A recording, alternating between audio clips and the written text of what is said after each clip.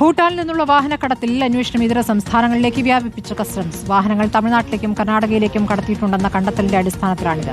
Chennai, Bengaluru customs യൂണിറ്റുകളുടെ സഹായത്തോടെയാണ് അന്വേഷണം. ഇതിനിടെ ദുൽഖർ സൽമാന്റെ പക്കൽ കൂടുതൽ വാഹനങ്ങളുണ്ടോ എന്നും അന്വേഷണ സംഘം പരിശോധിക്കുന്നു. ഭൂട്ടാനിൽ നിന്ന് നികുതി വെട്ടിച്ച 200ഓളം വാഹനങ്ങൾ കേരളത്തിലെത്തിച്ചിട്ടുണ്ടെന്നാണ് കസ്റ്റംസിന്റെ കണ്ടെത്തൽ. ഇതിൽ 39 വാഹനങ്ങൾ മാത്രമാണ് ഇതുവരെ പിടിച്ചെടുക്കാനായത്.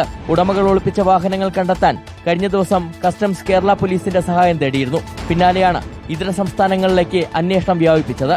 ഓപ്പറേഷൻ നംകോറിന്റെ ഭാഗമായുള്ള പരിശോധനകൾ ആരംഭിച്ചതിന് പിന്നാലെ വാഹനങ്ങൾ തമിഴ്നാട്ടിലേക്കും കർണാടകയിലേക്കും കടത്തിയിട്ടുണ്ടെന്ന വിവരമാണ് കസ്റ്റംസിന് ലഭിച്ചിരിക്കുന്നത്. ഇതിന്റെ ഭാഗമായാണ് ചെന്നൈ, ബംഗളൂരു യൂണിറ്റുകളുടെ സഹായത്തോടെയുള്ള അന്വേഷണം. വാഹനങ്ങളുടെ വിവരങ്ങളടങ്ങിയ കത്ത് തമിഴ്നാട് പോലീസിനും കർണാടക പോലീസിനും കൈമാറാനും അന്വേഷണ സംഘം തീരുമാനിച്ചിട്ടുണ്ട്. അതിനിടെ ദുൽഖർ സൽമാന്റെ പക്കൽ കൂടുതൽ വാഹനങ്ങളുണ്ടോ എന്നും പരിശോധിക്കുന്നുണ്ട്. ദുൽഖറിന്റെ Land Rover Defender, Land Cruiser, Nissan Patrol വാഹനങ്ങൾ കസ്റ്റംസ് പിടിച്ചെടുത്തിരുന്നു. ഇതിൽ ഡിഫൻഡർ തിരികെ ആവശ്യപ്പെട്ട് ദുൽഖർ ഹൈക്കോടതിയെ സമീപിച്ചിരിക്കെയാണ് പരിശോധനകൾ കസ്റ്റംസ് ഊർജിതമാക്കിയത്. റിപ്പോർട്ടർ, കൊച്ചി.